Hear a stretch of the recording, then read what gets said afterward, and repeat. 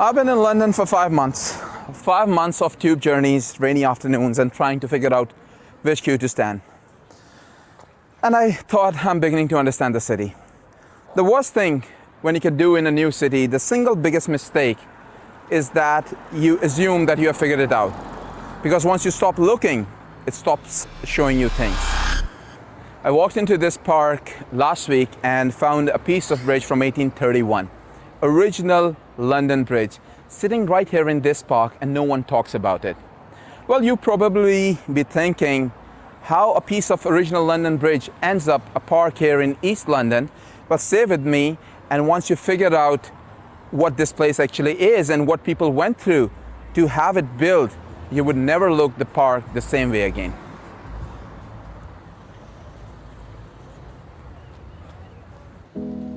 This is Victoria Park, 86 hectares of East London. The local call it the Vicky Park, and when I first arrived here, I made the same mistake most people make. I thought it was just another beautiful park.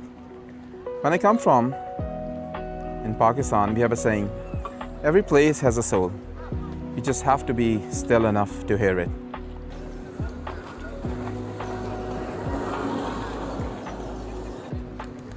Nine million people visit the park every year. Most of them, most of us, are moving way too fast to hear it. But underneath the joggers and the Sunday market, there is a story almost 200 years old. And it begins when people who were desperate. Look at this, a Chinese pagoda in East London on a lake I genuinely did not expect when I moved here. And here's the thing you probably do not know. The Victoria Park should not exist. And let me explain it to you. It is year 1840. London is one of the biggest cities in the world. The population of London around 1840 is roughly around 2 million.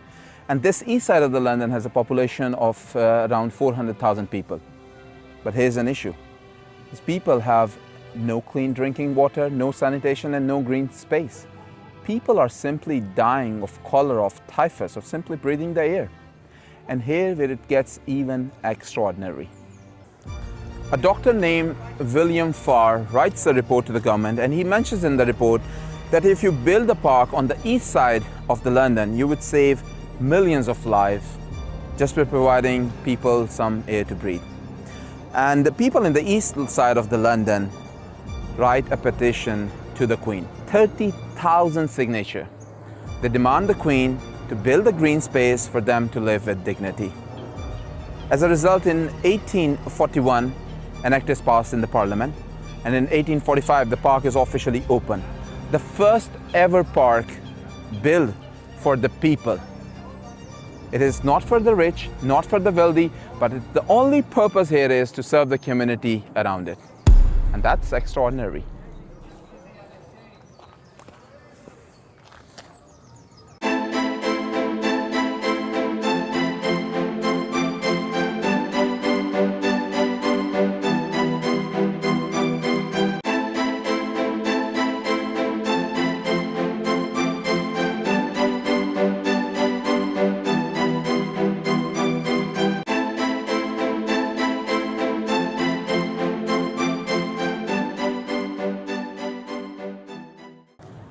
You're probably thinking, what are these enormous stone dogs guarding a Victoria Park in East London? Well, these dogs are called the Dogs of Alcibiades. And these enormous stone dogs are here in the Victoria Park since 1912. They stood at the gate in various forms through the two world wars, through the Blitz, through everything London has been through in the last century. Alcibiades was an Athenian general around 400 BC.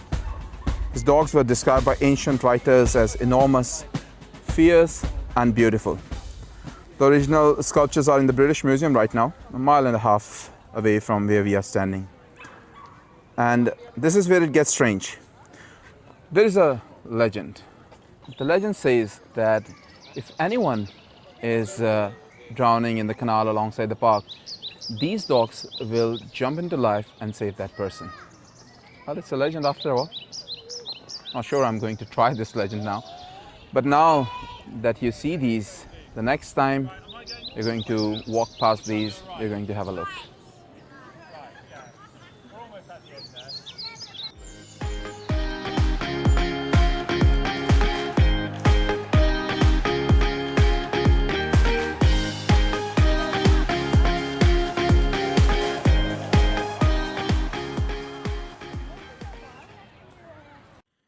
Most people walk straight past this fountain. I almost did too.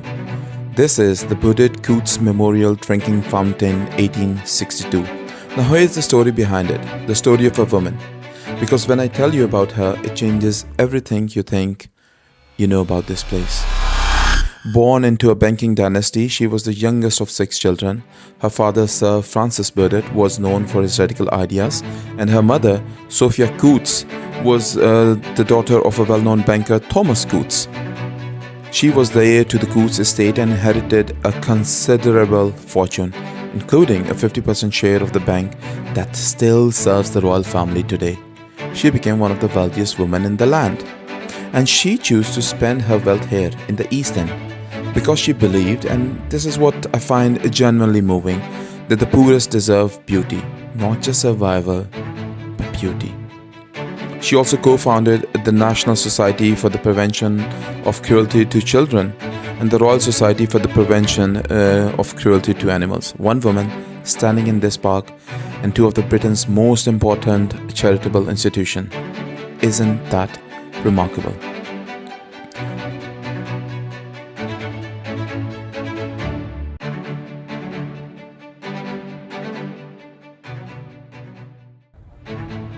Look at the top. The gold mermaid, still turning in the London Med in 2026, 164 years after it was placed here.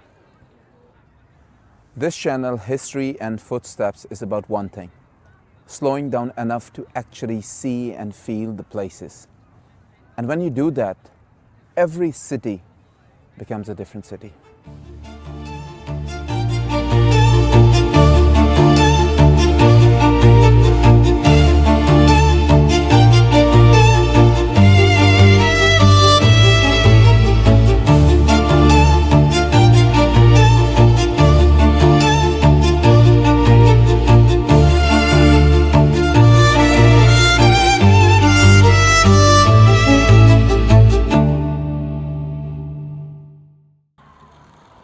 And now, the reason I wanted to make this video. What you are looking at has nothing to do with Victoria Park. It was not built here. It was not designed for this location. This stone structure, this arch shelter, was part of the original London Bridge. Not the modern one, the 18th century one. The one that stood over the Thames from 1760 until it was demolished in 1831. I'm sitting inside London Bridge right now. It is remarkable. I feel like I've traveled back in time. This stone structure was part of the London skyline back in 1770s, 1800s and 1820, before there was ever Shard or the Canary Wharf or the modern London skyline. Such an unbelievable feeling. Oh, feeling like I've traveled back in time 3 centuries back. People used to cross the bridge in 1770s, 1800 and 1820, sitting in these alcoves. It's amazing.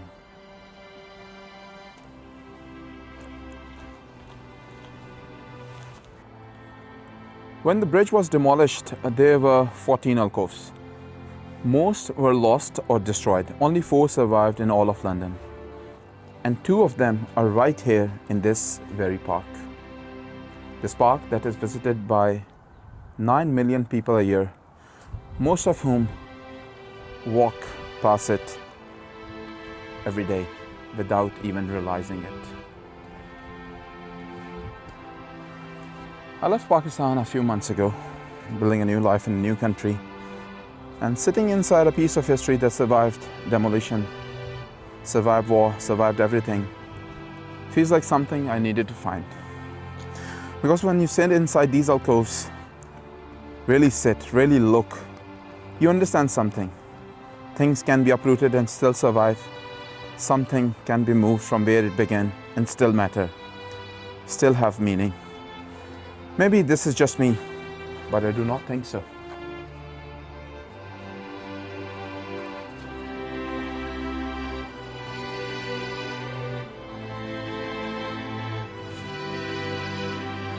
Victoria Park opened in 1845, born out of desperation, from 30,000 people who had nothing but themselves and the audacity to demand something better. It survived the Blitz, it housed prisoners of war during the World War II, and it has been voted as the top park in the UK. It's still there, it's still the people park, it's still free, exactly the way it was meant to be 2 centuries back. If you're new here, I'm Arslan, and I started this channel because I truly believe that most extraordinary of the stories lie in the most ordinary of the places. See you in the next one.